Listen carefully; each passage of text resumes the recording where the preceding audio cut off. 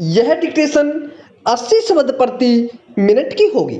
अगर अच्छी लगे तो हमारे YouTube चैनल को सब्सक्राइब अवश्य करें। Ready start. उपाध्यक्ष महोदय, मैं सिर्फ 5 मिनट लूंगा विराम। मुझे यह अर्ज करना है कि जो बिल आज आपके सामने है, इसके जरिए किराएदारों को सिवाय बाहर निकालने के कुछ मदद नहीं मिल सकती विराम। हमारा पहला जो एक्ट था उसमें आपने देखा होगा, यह साफ लिखा गया था कि मकान मालिक किराएदारों से ज़्यादा किराया न वसूल कर सकें विराम। किराएदारों को उसमें संरक्षण दिया गया था विराम, लेकिन नए बिल के द्वारा इनके कोई संरक्षण प्रदान नहीं किया गया है, बल्कि मकान मालिकों को ज़्यादा किराया वसूल करने के लिए प्रोत्साहन दिया गया है विराम। इसमें व्यापारिक मकानों को खाली कराने के लिए ज़्यादा तरफदारी दिखाई गई है विराम। इसके कारण मकान मालिकों को अख्तियार मिल जाता है और वे किराएदारों को कानूनी शिकंजे में आसानी से फंसा सकते हैं विराम। कई कारोबार मौसमी होते हैं, कोई 6 महीने का ही होता है और केवल 3 महीने का ही होता है। जैसे कोल्ड स्टोरेज का कारोबार है, या आइसक्रीम का कारोबार है, या सोडा वाटर का कारोबार है, और उस कारोबार पर निर्भर रहने वाले लोग अपनी 3 या 6 महीने की आमदनी से ही साल भर अपना काम चलाते हैं और रोटी खाते हैं विराम। लेकिन अपने कारोबार के सिलसिले में अगर कोई आदमी 4 महीने अपनी दुकान बंद रखता है, तो आपके इस बिल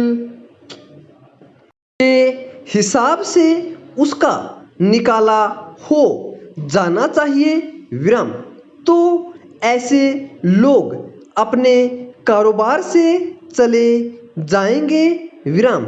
इसलिए किराएदारों में रिहायशी और गैर रिहायशी करके तकसीम हो सकता है, लेकिन वास्तव में उसका विभाजन नहीं हो सकता और न ही उन लोगों का कारोबार बदल सकता है विराम।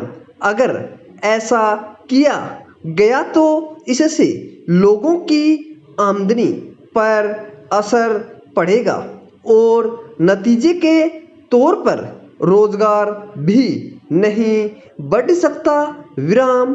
अगला अनुच्छेद, आपने इसमें यह भी कहा है कि अगर किसी मकसद के लिए मकान किराए पर लिया गया है और किराएदार उस मकसद को बदलता है, तो उसका घर निकाला होना चाहिए विराम।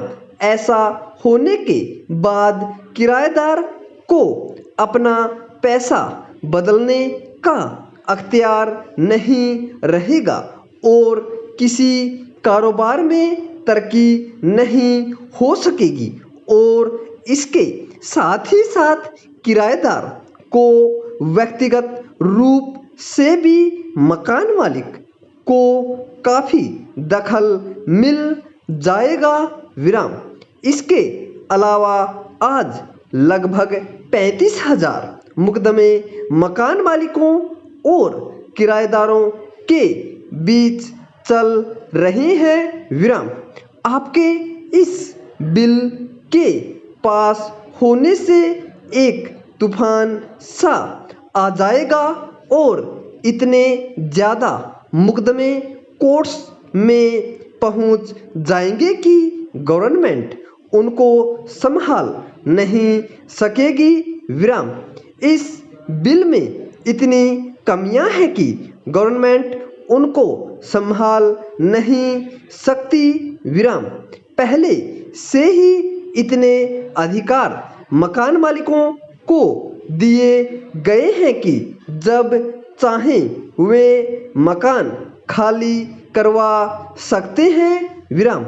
यह बहुत कोई बड़ी अक्लमंदी की बात नहीं होगी कि हम किसी मकान को किराएदार से इसलिए खाली करवाएं कि मकान मालिक का हक ज़्यादा है और जिस किराएदार ने उस मकान में जन्म लिया, बड़ा हो गया है, बूढ़ा हो गया है, उसका कोई लिहाज न हो विराम।